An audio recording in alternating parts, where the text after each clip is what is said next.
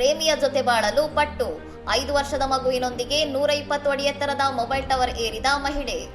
ಉತ್ತರ ಪ್ರದೇಶದ ಗೊಂಡಾದಲ್ಲಿ ಕೌಟುಂಬಿಕ ಕಲಹದಿಂದ ಬೇಸತ್ತ ಮಹಿಳೆಯೊಬ್ಬರು ತನ್ನ 5 ವರ್ಷದ ಮಗುವಿನೊಂದಿಗೆ 120 ಅಡಿ ಎತ್ತರದ ಮೊಬೈಲ್ ಟವರ್ ಏರಿ ಆತ್ಮಹತ್ಯೆಯ ಬೆದರಿಕೆ ಹಾಕಿದ ಘಟನೆ ನಡೆದಿದೆ.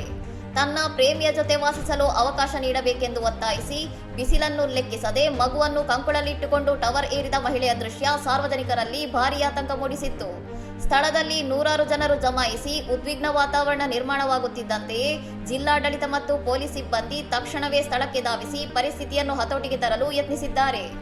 ಮಗುವಿನ ಜೀವಕ್ಕೆ ಅಪಾಯವಿದ್ದಿದ್ದರಿಂದ ರಾಜ್ಯ ವಿಪತ್ತು ಸ್ಪಂದನಾ ಪಡೆ ಸಿಬ್ಬಂದಿ ಅತ್ಯಂತ ಜಾಗರೂಕತೆಯಿಂದ ಕಾರ್ಯಾಚರಣೆ ನಡೆಸಿ ಮಹಿಳೆಗೆ ಮನವೊಲಿಸಿ ಸುರಕ್ಷಿತವಾಗಿ ಕೆಳಗಿಳಿಸಿದ್ದಾರೆ. ಸುದೀರ್ಘ ಕಾರ್ಯಾಚರಣೆಯ ನಂತರ ತಾಯಿ ಮತ್ತು ಮಗು ಯಾವುದೇ ಗಾಯಗಳಿಲ್ಲದೆ ಸುರಕ್ಷಿತವಾಗಿ ನೆಲಕ್ಕೆ ಬಂದಿದ್ದು ಸಾರ್ವಜನಿಕರು ನಿಟ್ಟುಸಿರು ಬಿಟ್ಟಿದ್ದಾರೆ. ಸದ್ಯ ಮಹಿಳೆಯನ್ನು ಪೊಲೀಸರು ವಶಕ್ಕೆ ಪಡೆದಿದ್ದು ಕೌಟುಂಬಿಕ ಹಾಗೂ ಪ್ರೇಮ ಸಂಬಂಧಿ ಸಮಸ್ಯೆಗಳನ್ನು ಬಗೆಹರಿಸಲು ಆಪ್ತ ಸಮಾಲೋಚನೆ ನಡೆಸುತ್ತಿದ್ದಾರೆ. ಇನ್ನಷ್ಟು ಸುದ್ದಿಗಳಿಗಾಗಿ ನೋಡ್ತಾ ಇರಿ ಸೌರಂ ಟಿವಿ.